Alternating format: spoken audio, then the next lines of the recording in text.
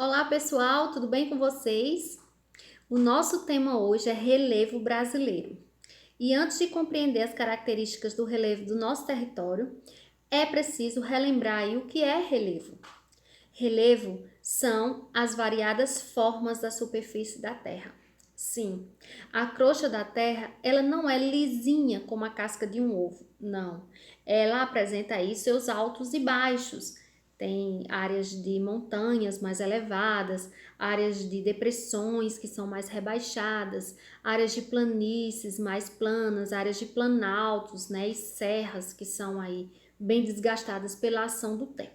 Então, a crosta da Terra apresenta aí formas bem variadas e que são chamadas de relevo, tá?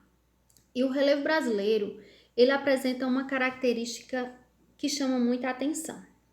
A maior parte das altitudes do relevo brasileiro são altitudes modestas, isto é, mais baixas, se comparadas a outras regiões da Terra. Esse mapa vai nos ajudar a compreender melhor. Essas áreas escuras representam as áreas mais elevadas de montanhas aí acima de 5.000, 7.000 metros de altitude ou mais. E percebam que essas áreas escuras não são muito presentes no Brasil. Elas estão presentes aqui, olha, no sul da Ásia, demonstrando aqui a presença da Cordilheira do Himalaia, no continente africano, no oeste da América do Norte, no oeste da América do Sul, aqui nessa região da Groenlândia.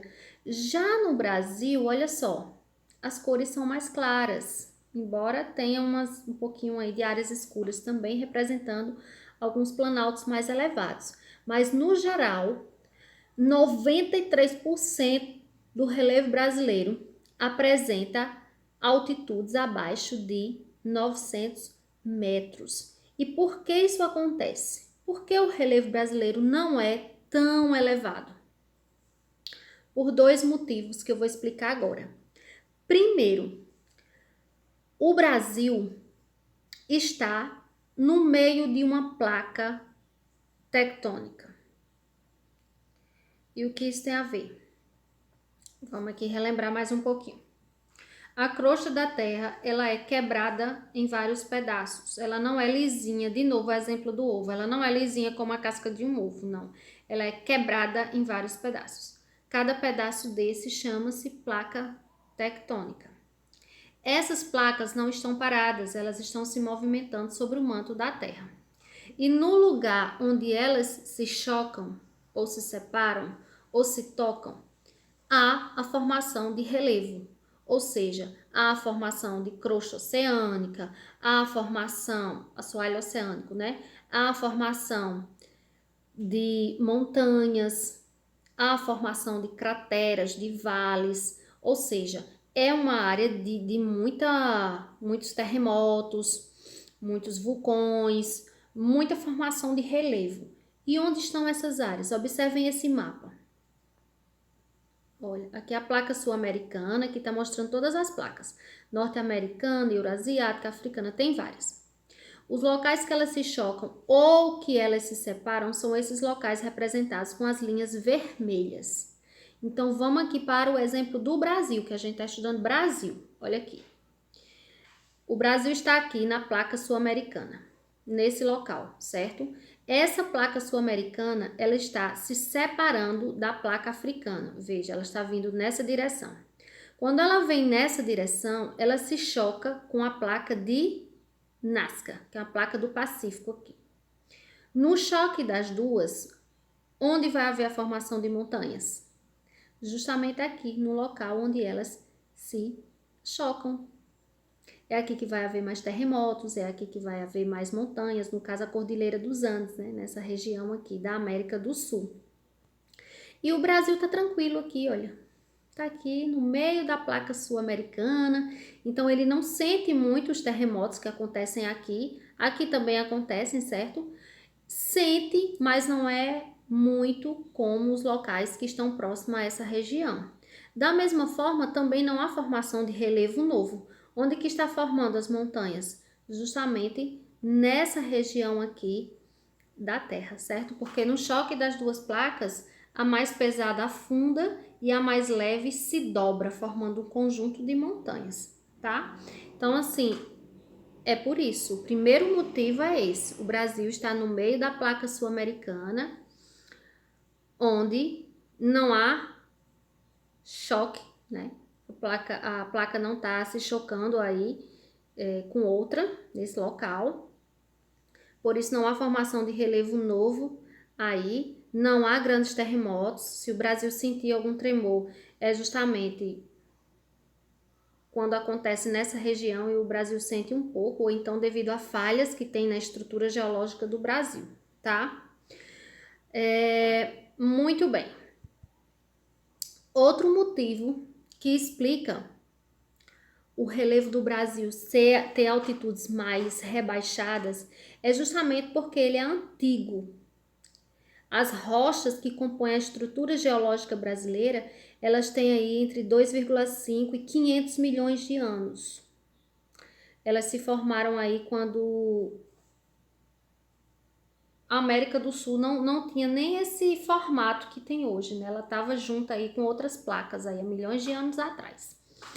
E essas altitudes rebaixadas são explicadas por causa dos agentes erosivos também. Como é uma estrutura geológica antiga, é um relevo que já está bastante desgastado pela ação do tempo, das chuvas, do calor, do vento, né, dos agentes erosivos. Então, esses planaltos que existem no Brasil, eles já foram muito mais elevados do que são hoje. Mas, devido ao desgaste aí dos processos erosivos, ele já rebaixou, tá? Então, resumindo, por que no Brasil não há altitudes tão elevadas? Primeiro, porque o Brasil está no meio da placa sul-americana, onde não está havendo formação de relevo novo. Segundo, porque a estrutura geológica brasileira é muito antiga e está muito desgastada pela ação do tempo. Beleza? Do tempo que, na verdade, são dos agentes erosivos, né? Que atuam aí ao longo do tempo. Aqui esse mapa eu gostei dele, por isso que eu trouxe ele para cá, gente. Essas regiões verdes são as regiões mais baixinhas de planícies. Essas regiões mais escuras são as regiões mais elevadas, de serras, planaltos, chapadas, né? E essas regiões mais brancas são as áreas de depressão, tá certo? Que são mais rebaixadas. Vamos aqui, esse mapa dá para entender melhor. No Brasil existem 3 formas de relevo principais: planaltos, planícies e depressões. Não existem montanhas no território brasileiro. Ok, nós temos essas 3 formas de relevo no Brasil, mas as que predominam, ou seja, as que têm mais, são planaltos e depressões. Eu vou destacar aqui alguns para vocês.